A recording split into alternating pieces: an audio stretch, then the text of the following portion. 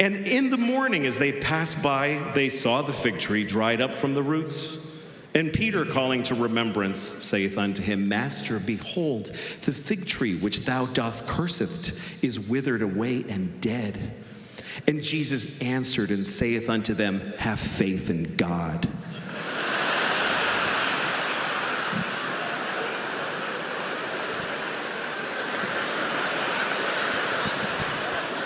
What the fuck kind of a Jesus story is that? What the fuck are we supposed to... Hey, Jesus, you kill that tree. That's right, motherfucker.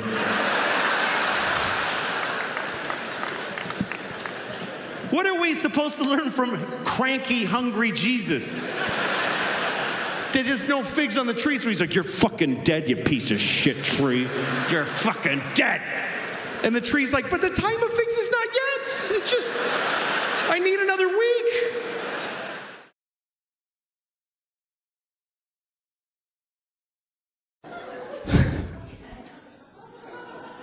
I don't really have a shot with him, I think, because I just don't rate movie stars. I'm not really fucking fat. It's ridiculous. Like, I even wear, like, I have this problem now. My pants keep, like, I can't keep them they won't stay up. Because here's what happens. Okay, you get fat, and some of you skinny people won't, I don't give a shit about you. You won't get this. I hate skinny people because they don't empathize with fat guy problems. They just don't, like, you ever have a skinny friend, you're trying to tell them, like, I just wish I could have one donut and fucking walk away. I wish I could do that. I wish I had the power to eat a donut. And your skinny friend's like, well, just eat the donut then. What's this big deal? You should totally just have a donut if you want. You should totally go ahead and have one. Just enjoy yourself and have the donut if you like that. Fuck you. You don't get it. It's a whole spiral that begins with a donut. Later I'm killing hookers. I don't even remember what happened.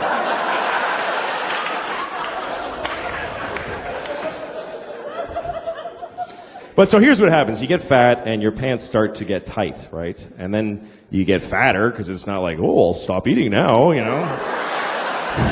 And then suddenly all your pants fucking hurt. Like every pair of pants hurts. And then you eat even more because it's like, fuck it now, man. Who even cares? Fat shit. Fucking obsessed with food. I went to this fucking thing with my wife and kids where it was like the kids and their kid friends and just a house full of assholes, you know, that have kids. And I'm just standing there fucking, I just want to kill myself and I just want a bomb to drop on the whole house and take us all out. And I get in there, but then there's a plate of cookies. And like, as soon as I'm like, that's when I'm done, I'm eating every fucking cookie on that plate. That's what I'm here. That's what this all is fucking that. So, and you have to have a strategy, you know. You can't just fucking stand there and just fucking, fucking eat. You have to like sort of keep rediscovering the cookies, you know. You have to walk over going like, oh, hey, so who brought those? That's cool. That's interesting. Yeah. You do this. This means like, I totally could not eat it, but fuck, I'll just, I don't want to hurt people's feelings. Brought the cookie. That's interesting. Yeah, I can take it or leave it. Totally fucking radar back there. Okay, new people around the dish, do it again. Hey,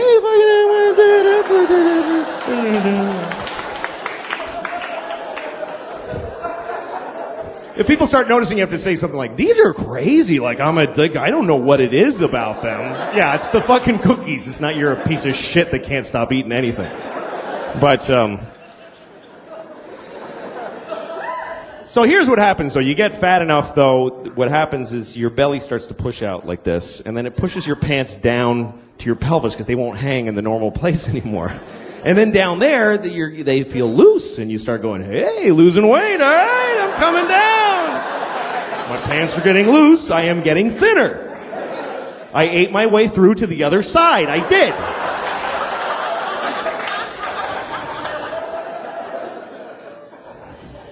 I don't give a shit. I'm fat. Look at this shit. I don't fucking care. Look at that. I don't care. It's just a sweaty bowl of fucking flesh. I don't care. Look how fucked up this is, too. It goes right in. Like, it goes at a right angle. It hits my pelvis. It doesn't, like, slope back down. It fucking goes in and then back up. It's fucked up. Like when I'm in the shower and I'm scrubbing like this, when I get down there, I gotta turn in like this. I gotta actually make a turn. I'm gonna fucking cut in, or the crevice gets fucking filthy. It's ridiculous. It is. It's like a theater seat. There's like fucking receipts and shit and popcorn and fucking kids' toys and oh fuck, what the hell? I think it's pretty amazing when you think about it. The people used to say that being gay was wrong. Pretty recently, folks used to, like most people used to say that being gay was wrong. Of course, it's not wrong to be gay. I mean, it's pretty gay, but it's not wrong. But that's what people used to say. And now nobody says that. And I think that's a positive change. I think that's a good thing. Although I do wonder if there are gay people who miss when it was wrong.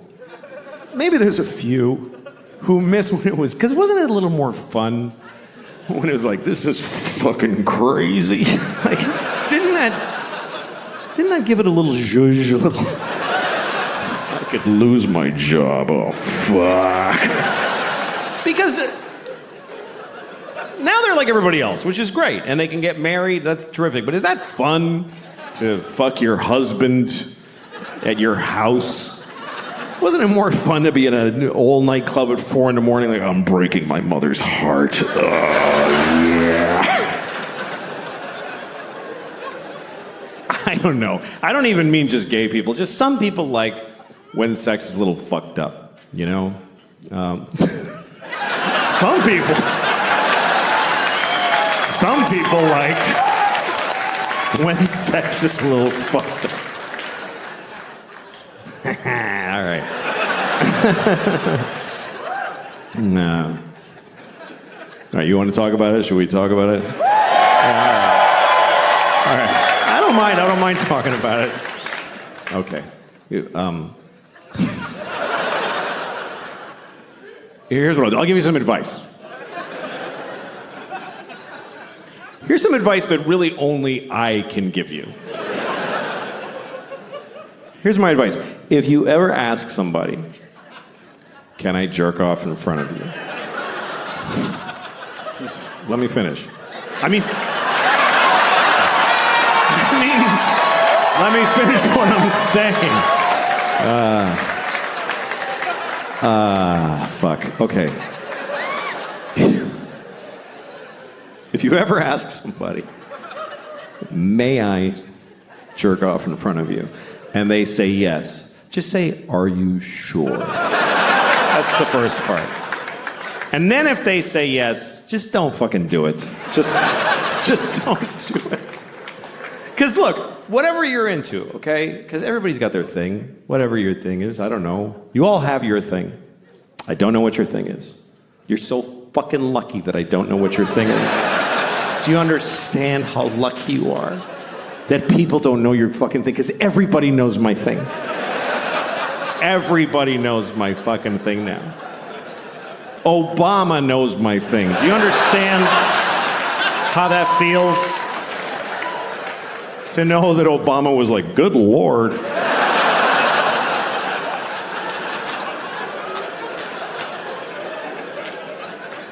Everybody in the world knows my thing. I got on an airplane in Italy. This little kid was like, Mama, that's the guy who jack off in front of the people.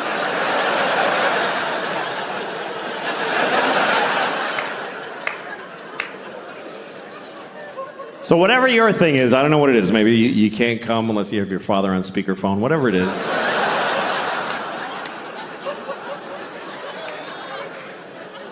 If you want to do it with somebody else, you need to ask first. But if they say yes, you still don't get to just go, woo, and charge ahead. You got to check in often. I guess that's what I would say. Check in. Because it's not always clear how people feel. Like, men are taught to make sure the woman is okay. But the thing is, women know how to seem okay when they're not okay. So you can't just look at her face and be like, yeah, her eyes are dry, we're fine, let's just keep going. You got to check in. Because communication during sex can be very confusing. Like, sometimes you're with a woman, you're having sex, she's making noises, she's going like, ooh, ah, and you're like, oh, she loves it. Not necessarily. Sometimes they're making those noises just to get through it. Because it's easier to go, ooh, than to say, I hate how you fuck me. Honestly, it's awful. So she goes, ooh, baby. It's kind of like a Negro spiritual. It's sort of similar. So to assume that she likes it is like if they heard slaves singing in the fields and you're like, hey, they're having a great time out there.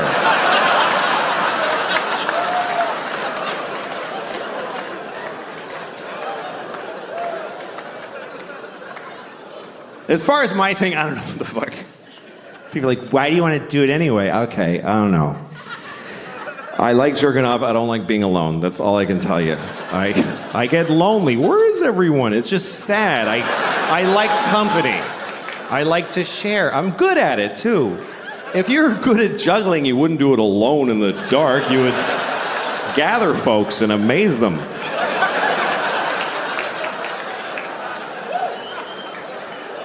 Anyway, that's all I'm going to say about that shit.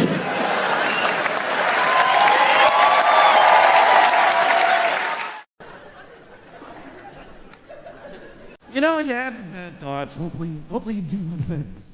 Everybody has a competition in their brain of good thoughts and bad thoughts. Hopefully they win. The good thoughts win. I always have both. I have like the thing I believe, the good thing. That's the thing I believe. And then there's this thing. I don't believe it, but it is there. It's this. And then this thing. It's become a category in my brain that I call, of course. But maybe. I'll give you an example.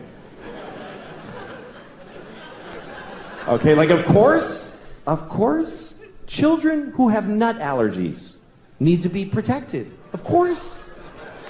We have to segregate their food from nuts, have their medication available at all times, and anybody who manufactures or serves food needs to be aware of deadly nut allergies. Of course. But maybe if touching a nut kills you, you're supposed to die.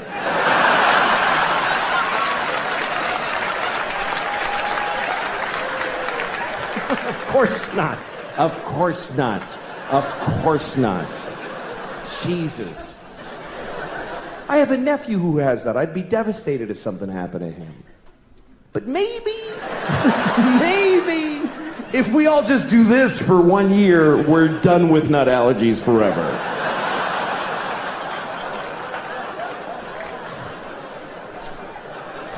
No, of course not. Of course, if you're fighting for your country and you get shot or hurt, it's a terrible tragedy. Of course. Of course. But maybe if you pick up a gun and go to another country and you get shot, it's not that weird. Maybe if you get shot by the dude you were just shooting at, it's a tiny bit your fault.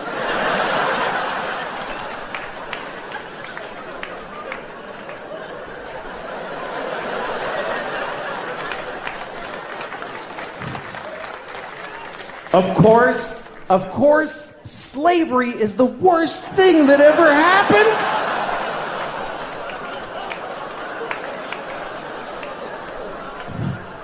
Listen, you all clapped for dead kids with the nuts. For kids dying from nuts, you applauded. So you're in this with me now, do you understand?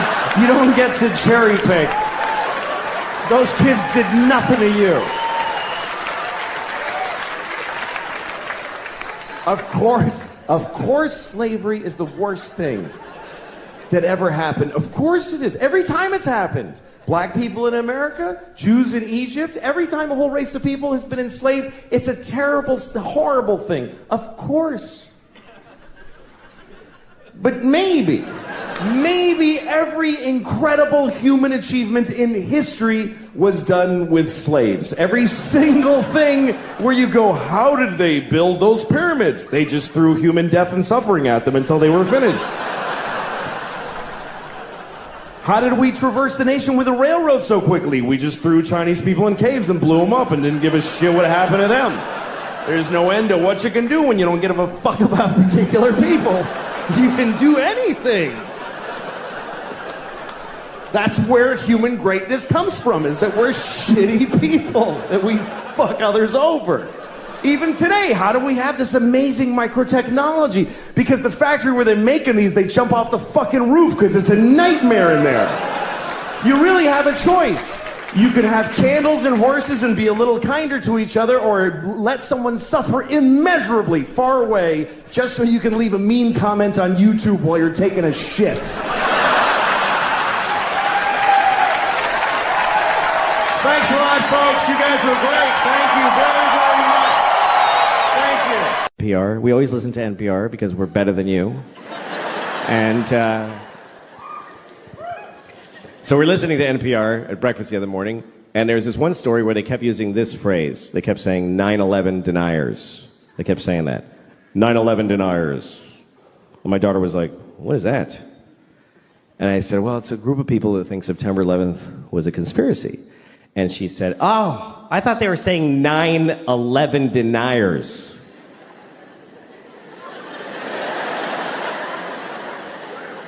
Yeah, she thought they meant 9 people who just ain't buying this 11 bullshit. Just a small fringe group, really. There's only 9 of them. But they still got an NPR. They got on the radio because they're dedicated. They protest every day. They're the 9/11 deniers. They're outside of the White House. It goes 10, 12, 13. Just know it.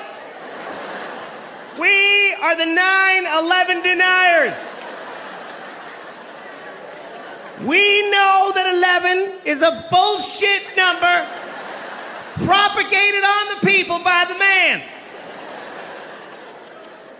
Why do we have 11 when we have 13 and 14 and 15 and 16, 17, motherfucking 18 and 19, but we do not have a 1 team? What happened to 1 team? The government took 1 team and replaced it with some bullshit called 11. We are the 9 that deny that shit. Mr. President, give us back 1 team.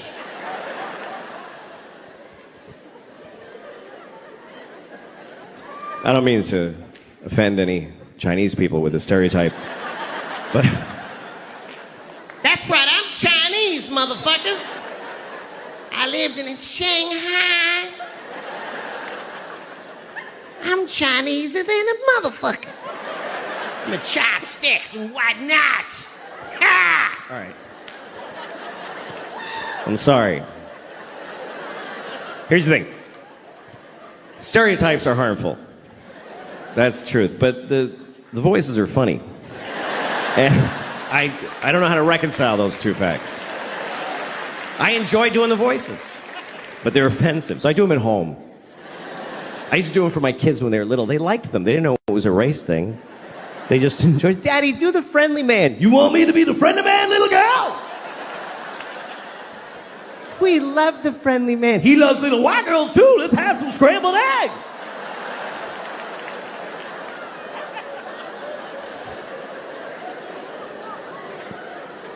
And then I grew up and I was like, don't talk about the friendly man. Maybe don't talk to your teachers about them.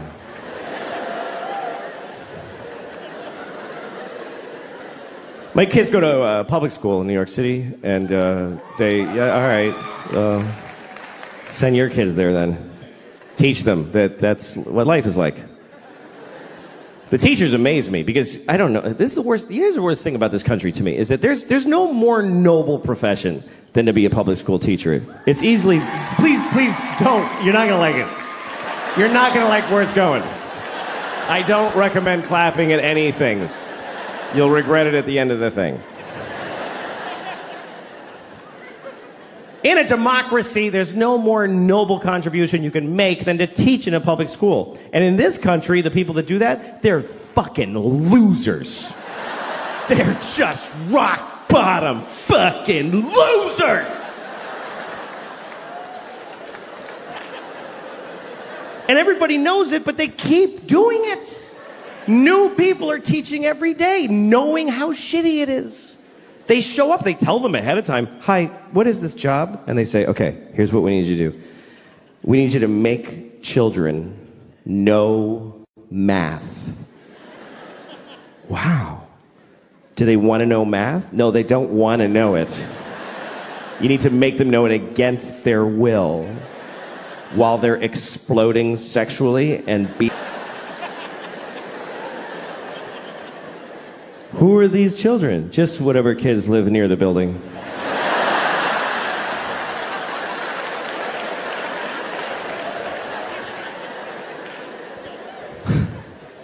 How much do I get paid? About $10 every 4 years. What if I get really good at it? What happens? Nothing. Nothing happens. Nobody notices, and you get fired, and you die alone. Okay, I'll try it for 25 years. My daughter's learning about Greek mythology, and she was asking me questions about it. She was like, Daddy, who's Achilles' mother? I said, I don't fucking know. Don't ask me that shit. I don't know who Achilles' mother is. Don't yell it out if you know it, please. It can't be amputees. Nobody cares what you know. She had a question about Achilles, and it was an interesting question, and I'll tell it to you. But first, the story of Achilles, real quick. Achilles was a baby, he was a Greek baby, and he didn't stay that way, but when he was a Greek baby, his mother, who was a goddess, took him into the river Styx, which is at Hades, the land of the dead, and she dipped him in the water of the river Styx because there was a magical quality to that water that it would make you impervious of any harm. You couldn't be hurt. It was like a shield, right? So she dipped him in that water to protect him. But she held him by the heel. That's the important detail. Held him by the heel, which is an awkward way to hold a baby. By the heel.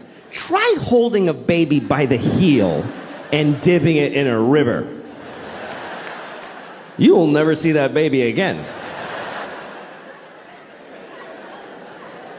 I lost the baby in the water. I was trying to wash him and he fell in the river. I'm sorry, Miss Achilles, I lost your baby. You told me to hold him by the heel. He's asleep. Achilles' mother's a Mexican nanny. It's a lesser-known character in the Iliad. Anyway, his mother, she was able to hold on, of course, because she was a goddess. She was the goddess of grip or whatever, I don't know. And she held on, and then he was protected, except on his heel. His heel was not protected, and so that's what we call your Achilles heel, your one vulnerable place. Everybody's got their Achilles heel. Achilles' Achilles heel was his heel. Like literally.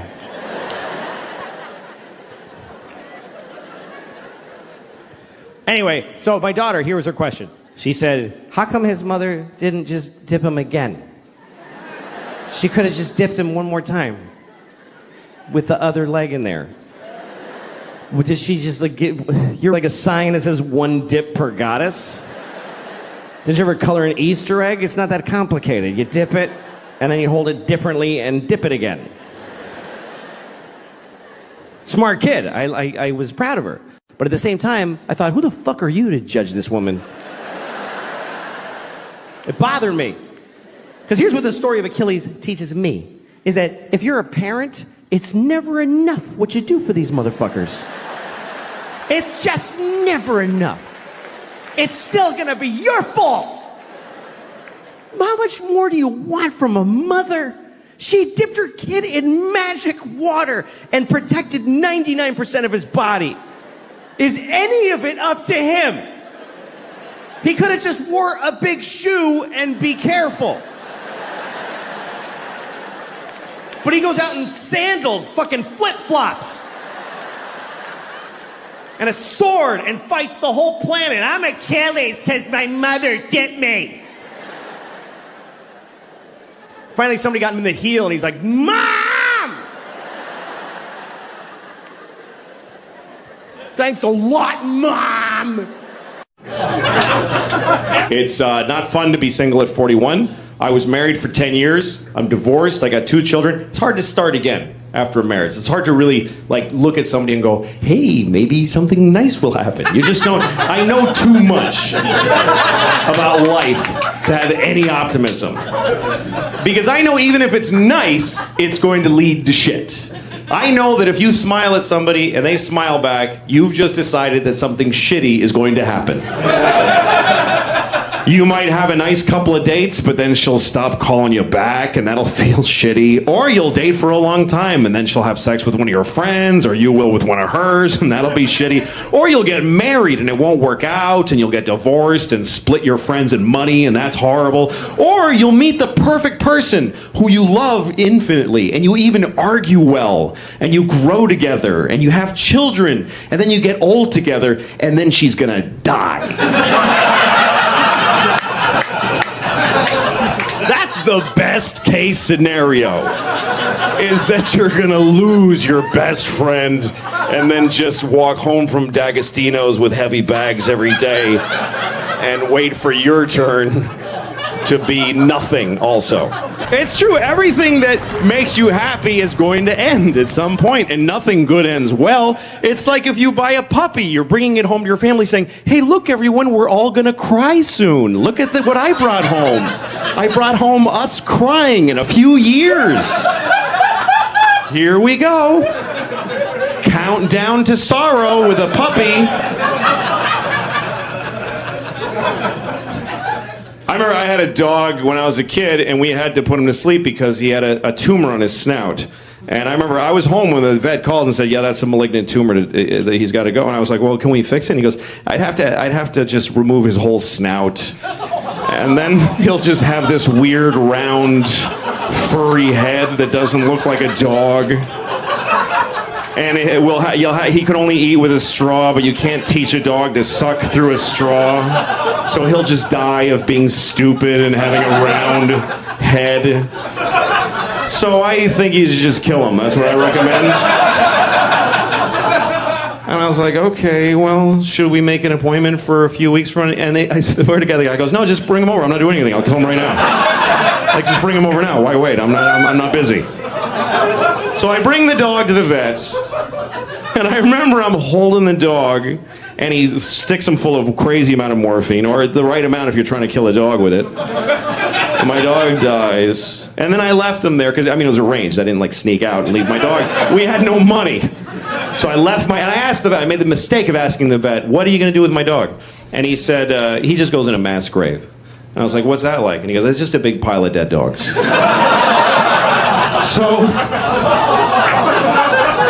that night, I remember it was raining, and I had this nightmare that my dog woke up from the morphine and found himself in a pile of dead dogs and crawled out past the dead cat pile. And then he just walked, and it was thunder and lightning, and he was like one of those miraculous dogs that you read about in Reader's Digest, and he's made his way home. And then he scratched on the door, and we opened the door, and there he is, and we go, there, he's here! Look, he's back! And then we realized we just gotta do it again. Gotta take it back. Gotta do it again. Still got a tumor on his snout. And the dog's like, are you shitting me right now? Can I spend the night? Jesus! So that's why it's hard to start dating, That's why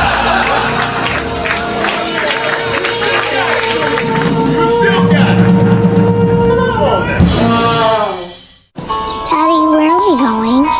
Taking you to your mom's house. Yay! Yeah. Daddy, my shoes don't fit anymore. Really? We just got you those. I know. Well, I'll get you some this week, or Mom will get you some this weekend. I'm too tired to walk. I know, but it's good for you. Carry me. Look, if I carry you, you won't get stronger. All right, come here. Okay. Come on.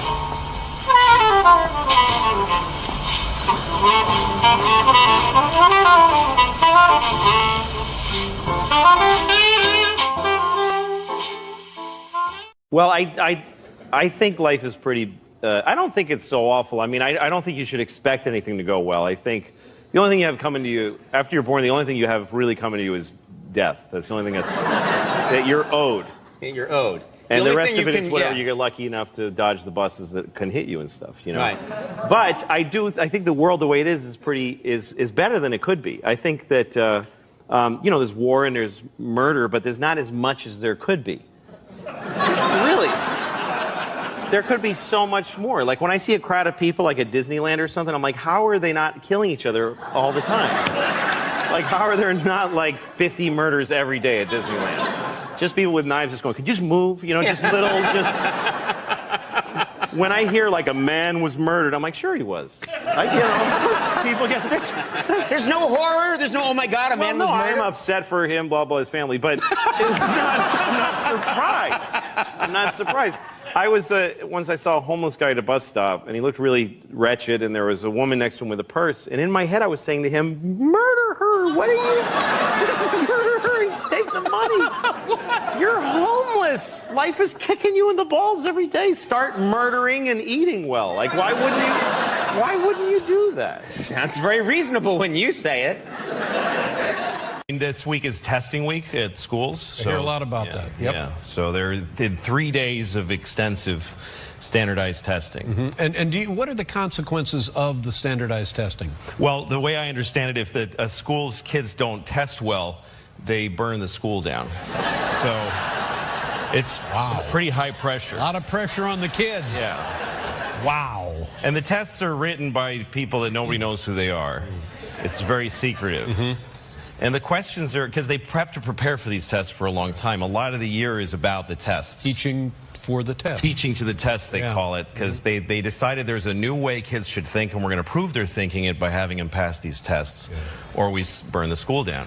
So, anyway, my kids kind of panic when they're in these, you know, which is okay. You know, my mother was a math teacher, and she taught me that moment where you go, I don't know what this is when you panic. That means you're about to figure it out. That means you've let go of what you know and you're about to grab onto a new thing. That's great. That you didn't know yet. So I'm there for them in those moments, and I go, come on, just look at the problem. And then I look at the problems, and it's like, you know, Bill has 3 goldfish.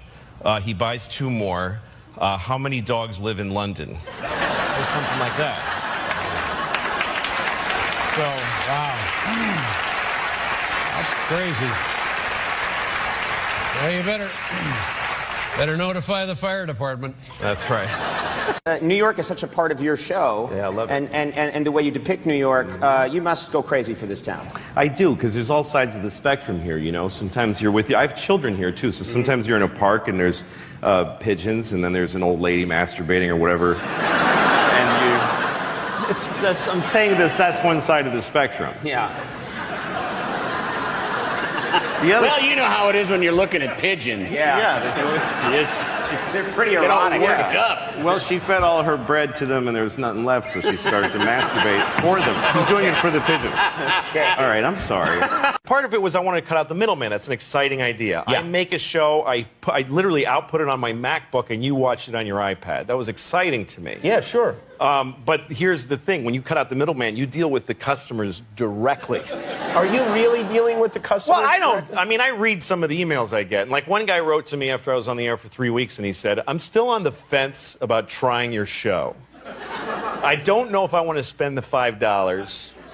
So can you write me an email and try to convince me to watch your show? And I'm like, you know, take your $5 and shove it up your ass. Like, I just got mad. Because... Dancing is a terrible career choice. You like watching it, but you think it's a terrible career the choice. worst available career choice. What are you talking about? A massive amount of dedication followed by giving up. That's what they all have to give up. Because What are you talking there's about? like 3 dance jobs on the planet Earth. And there's no second tier. Like any other, even a musician, even being a musician, and on there, what are you doing? Don't be a musician. That's a stupid thing to do for a living. But if it doesn't work out the way you wanted, you can look at these. You've got these guys here. These guys. Okay. What are you talking about? No. Louis. No, just to be clear, what I'm Louis, saying. you know these guys. What I'm saying is that if you're a dancer and you're the greatest dancer ever, nobody gives a shit, first of all. I mean, because everybody dances. And then how many millionaire dancers are there? I don't know. You can dance for like 2 seconds at your peak. You got to give up. You know, I mean, stripping, you can strip, but you don't need to go to Alvin Ailey to learn to do that. Yeah. That's a good career choice. Right. Being a stripper. And sometimes people ask me for pictures, and I don't like doing it. What? No, why not? Well, I know you're just supposed to. You're supposed to go, oh, well, you know, the fans, but I just go, no, I don't want to do it. Right. So it just makes me uncomfortable. Yeah.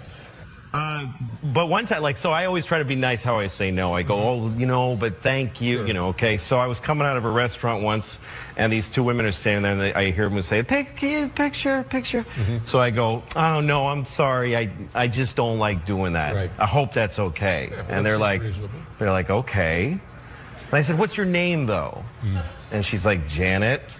And I go, hi, Janet, I'm Louie. Hi. Hey, guys, I'm sorry, but thank you. Yeah. And then I walk away, and then I see the two women give their camera to some guy to take their picture Yeah. with each other. And so, Well, that's not right. no. And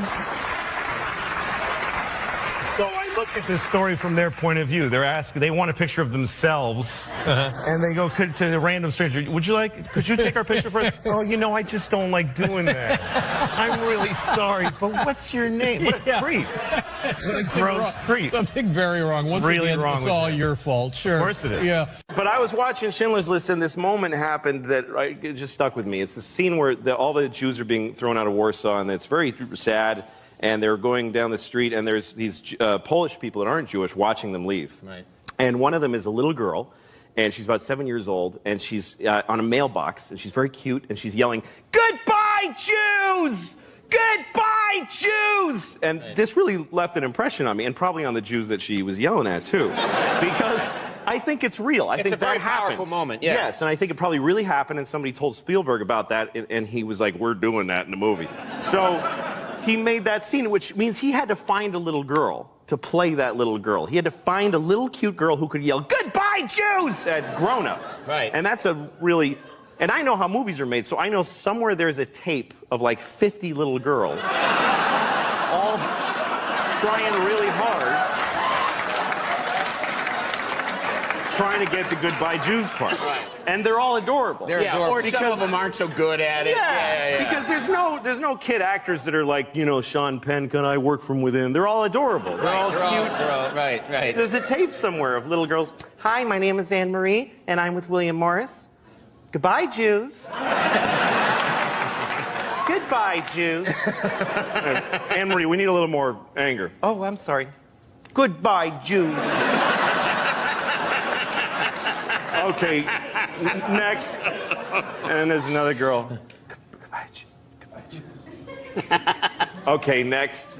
And then comes the girl who's amazing, and her mother has prepared her for months. She knows how to walk in the room. Hi, my name is Louise, and I am really happy to meet you. The sun'll come out tomorrow. Bet your... We just need the line, actually. Oh, I'm sorry. Goodbye, Jews! Goodbye, Jews! Yeah. And there's a new thing, the cloud. They want you to go to the cloud. And they're selling it as a great idea. You don't need your stuff. Just give it to us and we'll keep it on the cloud. It's fine. You don't have to. And you're like, really? But those are my pictures and we'll keep it on the cloud. You pay a little rent to have it up on the cloud. And the way they're going to talk you into this is that you get to have a smaller device. Because you don't need to keep the stuff on it. You understand? That's why, okay, like this, somebody gave me this iPhone. This is what an iPhone is right now, okay? Now, it's gonna, when they tell you you want to keep it on the cloud, they're gonna say, this is the iPhone now. The next iPhone is just gonna be this. It's just gonna be this, and it's just gonna be this thing. Because you need this to store all your movies and stuff on. But you're just gonna have this, and you just rub and go, ooh, I want to see Tom Cruise, and Tom Cruise will be all around your face.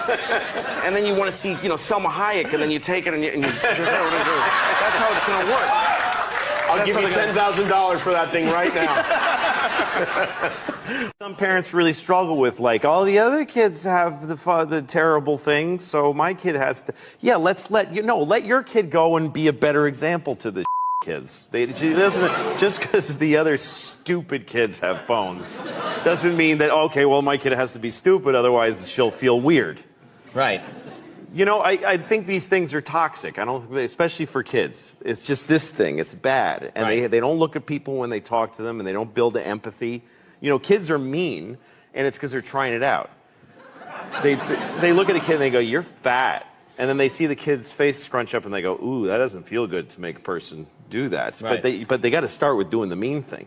But when they write "you're fat," then they just go, that was fun. I like that." So that tasted good. Let me ask you a question, and it's specifically about breakfast.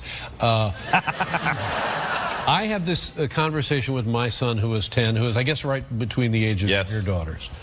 And it goes like this. Well, what would you like for breakfast? I'm not hungry. Well, yeah, but let's just say you were. How about bacon? No. How about eggs? No. Pancakes? No. And so we go through every imaginable form of consumable human food, none of which interests the kid. And then, so now we go back and we start over. And it's clear that he has decided on his side he's going to say no to everything I come up with. But yet, they have to eat. Yes, they do, but why? What do you do at Why that are you point? asking him what he wants? I mean, you're asking him to decide where everything's headed. And look, I know why you're asking. I get it. But the thing is, you're saying if he doesn't decide what he wants, he won't eat. So I'm already That's behind crazy. the 8 ball. That's never going to be his. So with your girls, you just put the food in front I of them. go, here's what we're having. Here's And what they, we're I don't having. want that. And I go, all right, what do you want then?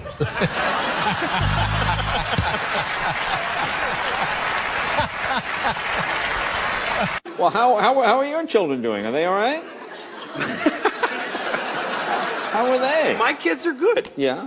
I mean, they can't. On paper, they're great. They're 2 little white girls in America. Right. I mean, what? Yeah. Sometimes I look at it that way. I look at them, I'm like, you can't say anything. Yeah. You're doing awesome. Right. Just boilerplate, great lives. I gave my daughter medicine the other day, and it was bubblegum flavored, so that she'll take it. Bubblegum flavored medicine. Yeah, you get me like Tylenol, it's bubblegum flavored. Oh, it's not methadone or anything. It's No, it's bubblegum okay. flavored. I give her, she's got a fever, Tylenol, bubblegum flavor, and she goes, ew. I'm like, you, ew. You can't say ew. I'm sorry. Yeah, I guess It's medicine. medicine, right? Exactly. It's medicine. Most children don't have medicine. Right. Most children in the world, when they get sick, they die on a rock with a bear eating them. That's how they handle it. Right. And, oh, he's got a sniffle. Ring the bear bell and put him outside. Whatever they do. You're a little white girl in America. You wear clothes made by children your age professionally. You don't get to say ew about your bubblegum medicine. I never heard of bubblegum medicine.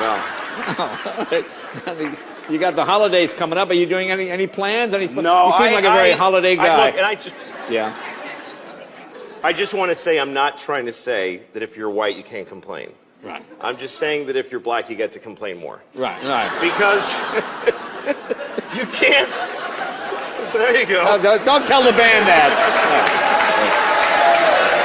Yeah. Do you feel that we now, in the 21st century, we take technology for granted? Well, yeah, because now we live in an amazing world, and it's wasted on the crappiest generation of just spoiled idiots that don't care. Because this is what people are like now. They got their phone, and they're like, it won't. Give it a second. It's going to space. Can you give it a second to get back from space? Is the speed of light too slow? Yeah. I was on an airplane and there was internet, high speed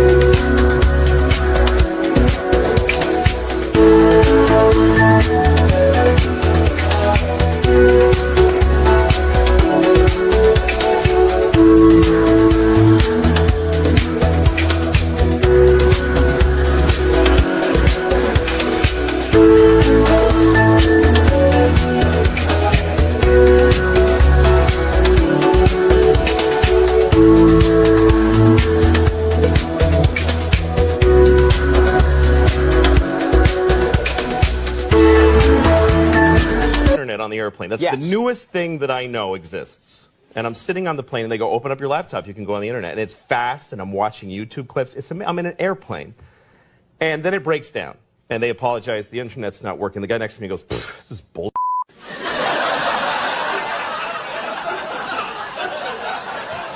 Like how quickly the world owes him something he knew existed only 10 seconds ago. Right. And on planes... I know you know, and I know you've told your kids, honesty is its own reward.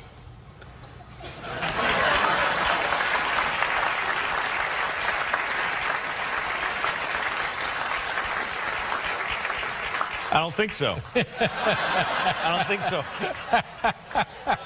But here's the thing to me about lying is that I don't think you should do it, but I get it.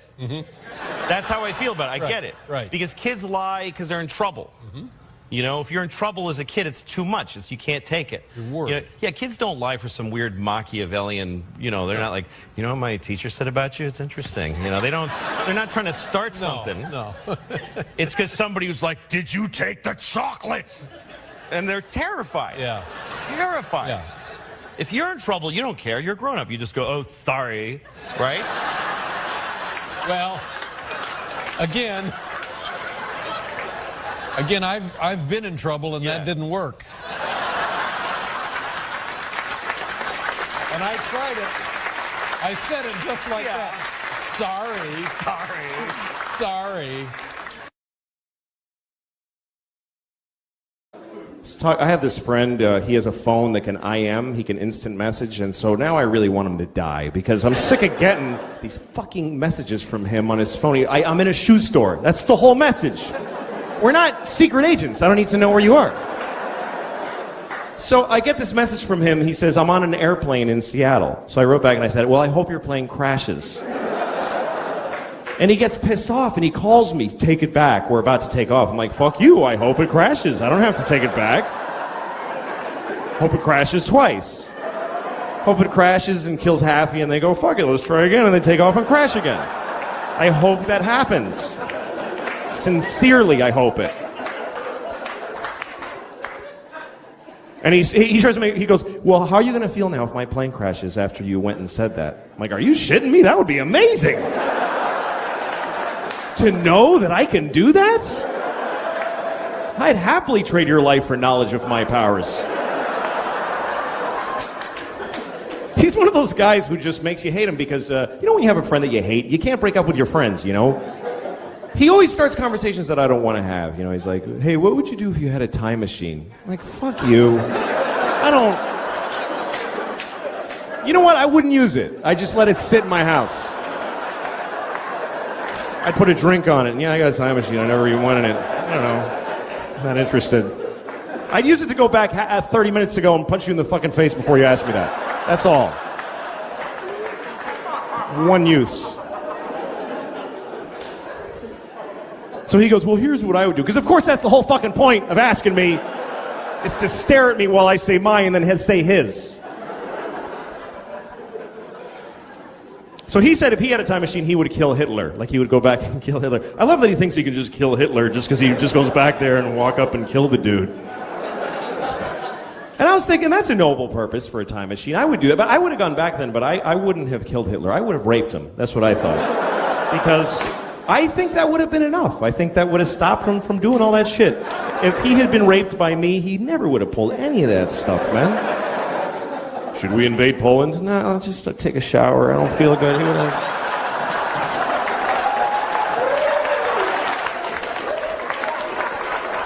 Low self-esteem and, I'm not condoning rape, obviously. You should never rape anyone. Unless you have a reason, like you want to fuck somebody and they won't let you, in which case, what other option do you have? How else are you supposed to have an orgasm in their body if you don't rape them? I mean, what the fuck?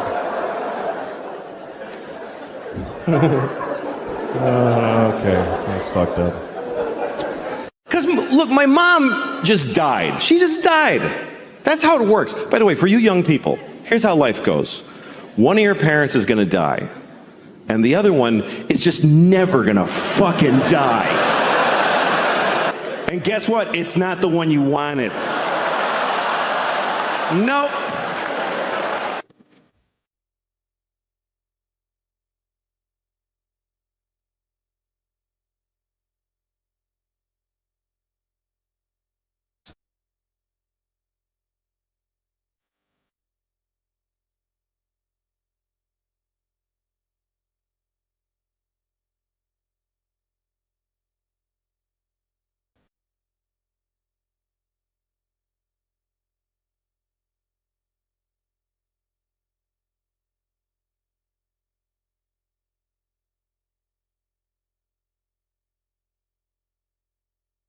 I think I could. Here's a good piece of trivia, and don't look it up. Nope. Okay. Here's a quiz question. Who is Johnson, Lyndon Baines Johnson's vice president after Kennedy was shot? Who became the vice president? Your mother's cunt. Oh man, it wasn't her. It wasn't your mother. It was her cunt. Her cunt was Wait a second. This is a history podcast. Yeah. When he ran, he got somebody else, but he called out, Joan, I need your cunt to be my vice. He called her from Dallas. You know that famous picture of him on the plane? He called her right before that. I need your vagina to be my vice president. All right, so let's start from the top. Mom, I'm so sorry that he said that. Love it, or do you hate it? No, but he's bothering me so much. When I was a kid, I was bullied, but I was bigger. I was bigger and I was bullied. You're still bullied, even though you're bigger than bullied by littler kids than me. Oh no, this way. This is a flashback. And I was bigger. I could beat the out of you. And I saw a Korean Jesus. They had a Korean Jesus with the... Don't get mad. How else would I know? It was just what Korean Jesus. Ooh, whatever. I don't get why there's an FCC that can make those rules. I don't understand it. It doesn't jibe with what I understand about America and the First Amendment. It just doesn't make any sense to me. Well, they're just words, right? What? They're just words. Yeah, but you want to let me finish?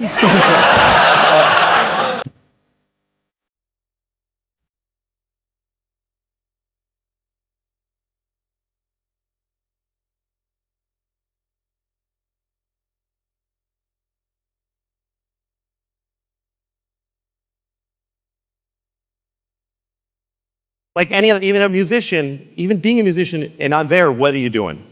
Don't be a musician. That's a stupid thing to do for a living. But if it doesn't work out the way you wanted, you can look at these. You've got these guys here. These guys. Okay. What are you talking about? Airplane one time, and a married couple came on, and they had been sat separately. There was some mistake. The woman, she's supposed to sit here. She comes up to me and she says, "Would you mind moving so I can sit with my husband?" And he's behind her. He's like, and I wanted to help him, but what am I going to say to his wife? Just, no, I won't move. So I just got off the plane. I didn't go on the trip. And it took off, and it hit the World Trade Center. So that was... I remember you weren't of this world to me. You were like I just had never seen anybody that looks like you, or I think I look incredibly average. You were like a alien who studied human behavior and got close but didn't quite get there. Some Catholics believe that contraception is murder. They think if you wear a condom, if you stop a sperm from getting to an egg, you killed a possible baby. By that logic, I could say that any woman that won't fuck me is a murderer. Let me tell you, there's a bunch of murdering bitches out there. Sex is weird, though. You know when you're having sex with somebody, you start to make those noises. You know those sexual noises? You ever feel weird about the noises you make during sex? You ever listen to yourself and go like, where the fuck did I pick that one up? What the hell was that? Because sometimes you make the oddest noises. You really get into it, you're like, woo!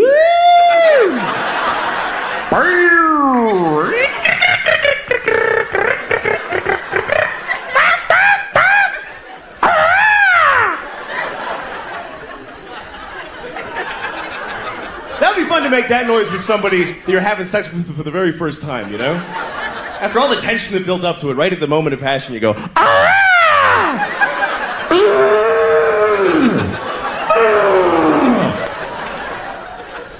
Just to watch their face going, oh, shit. Fuck, man, another one. What is the best advice you can give for like a student and like attitude when you're doing that? Because you kind of say a big F you to a lot of people, and I like that. Say, you mean I like attitude when you're what attitude? when you're when you're in the production, which you've done it all, and what's the best attitude to really give? The best attitude in production is really really wanting to help a lot, really wanting to help whoever's show it is be really great. I think that's anybody who's doing any job, really.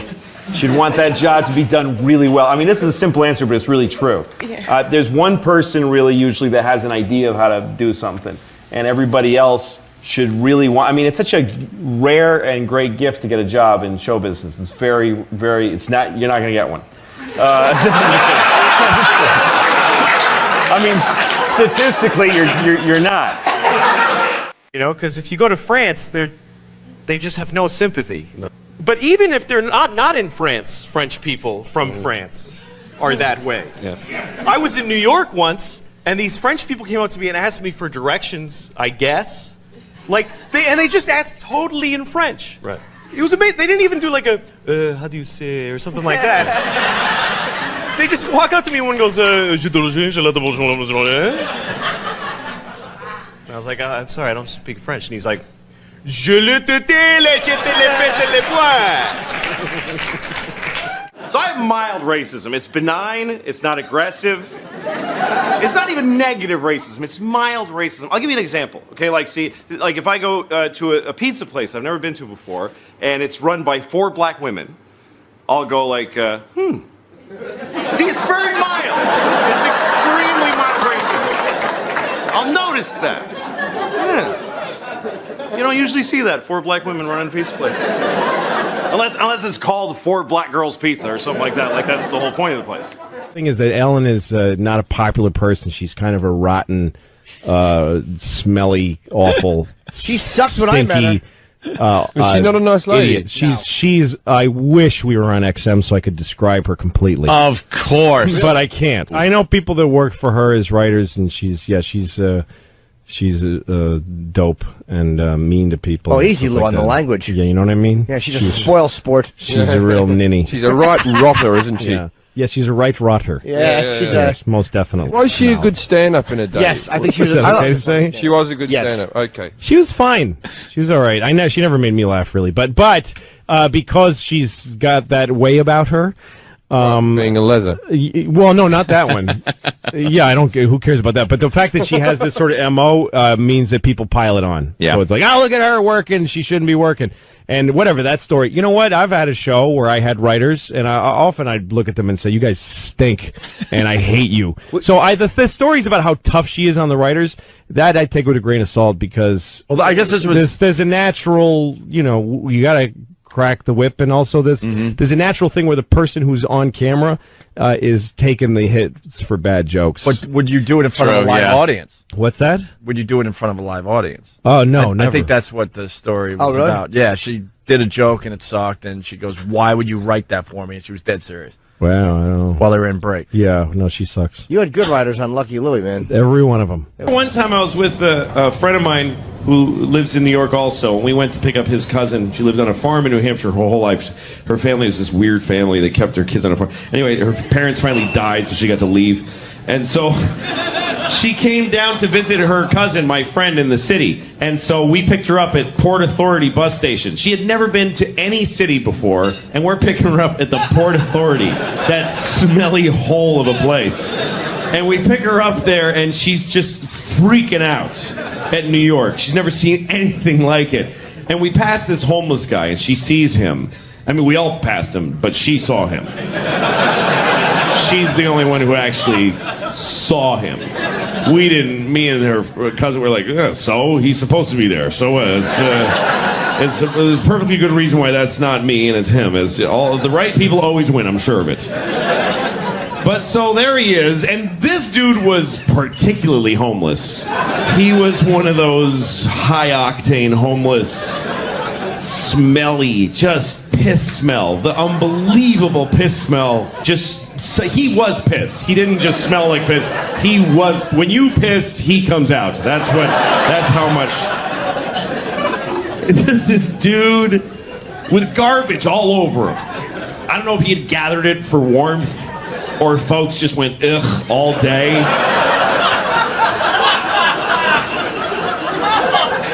And he had dreadlocks. Not hacky sack, cool guy, medical marijuana dreadlocks. Just human neglect clumps of hair. A clump of hair for every year that no one knew his name or cared. Yeah, that's what you've been laughing at for the last 10 minutes. That's how bad it was. And again, me and my friend were just like, meh. His cousin immediately just gets, she's like, oh my God, she takes a knee. That's how, I mean, I'm not even taking a real knee now. That's how little I give a shit about the guy. He's not even here and I'm still like, meh, yeah, it's close enough. She goes, oh my God, sir, are you okay? What happened? What happened? America happened. What do you mean, what happened? So she's down there, sir, can we call someone? And me and my friend, we're from New York, this is the crazy part. We immediately go to her, oh, no, honey, don't, We start correcting her behavior like she's doing something wrong. She's like, why, is he okay? No, he needs you desperately. That's not the point. We just don't do that here. You silly country girl. Values. I don't have any of those. I used to, but they're melting away. They finally are. You know, you get instilled with values by your parents and by school, whatever else. You know, society teaches you things, teaches you how to be a good person. But you ever feel for your real values inside? Like who you would be if you had no guidance? Like, I think about that sometimes. Like, what are the things I believe in my marrow that I can't really, that had to be shaved away? They're coming back now. Like, here's one. I really, somewhere deep down, I believe that if you murder somebody and you never get caught, it's fine. You kind of didn't do anything wrong. Here's another one. Another thing I believe, they deep down again, is that gay people should stop doing that.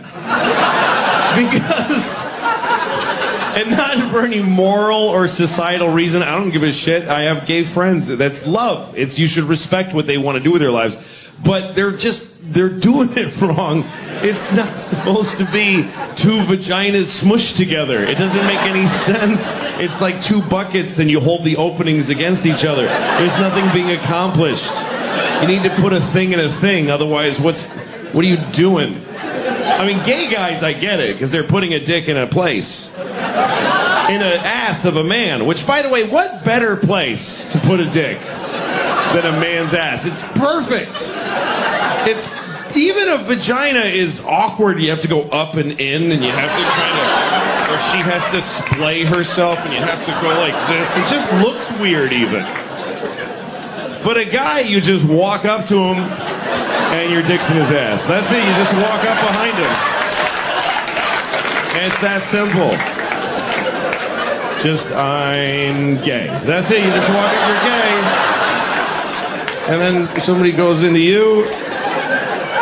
That's how we were packed originally, to save space.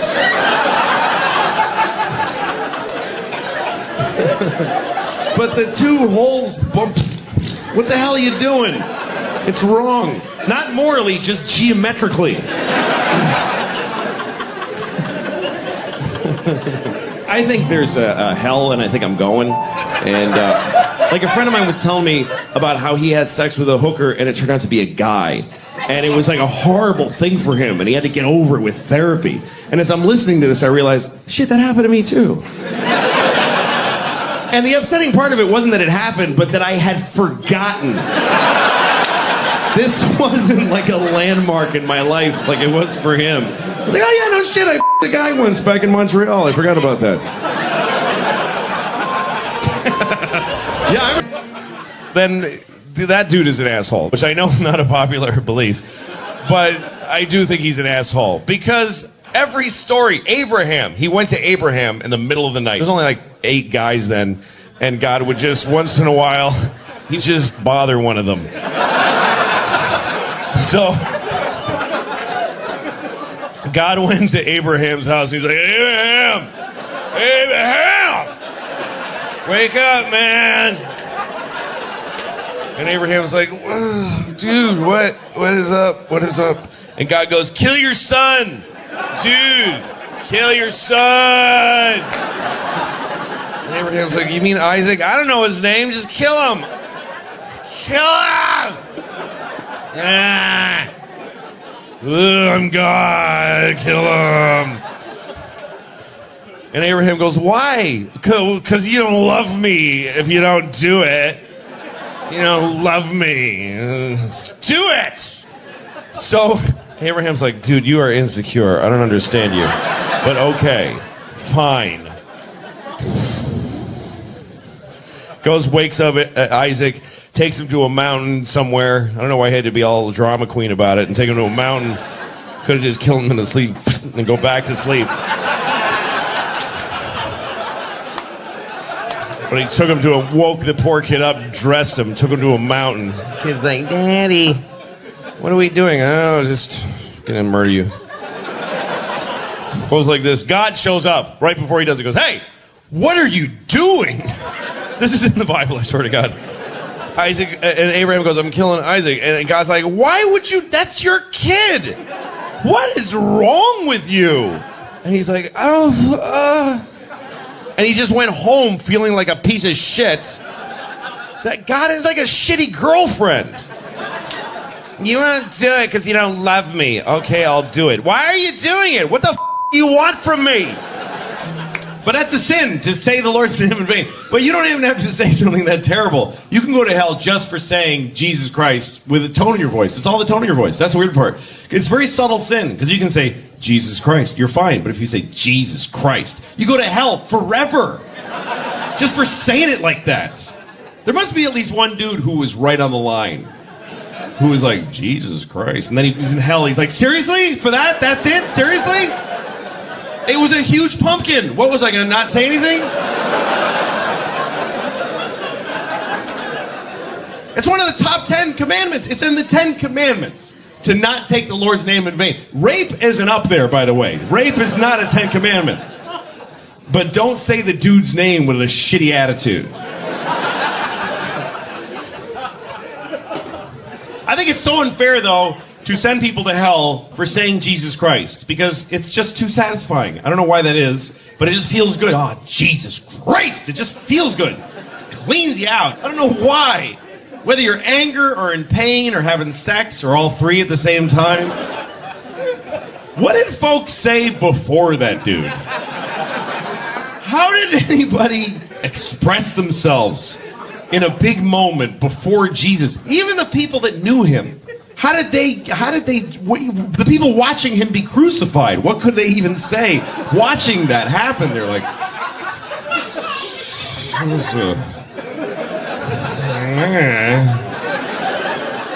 that is bananas.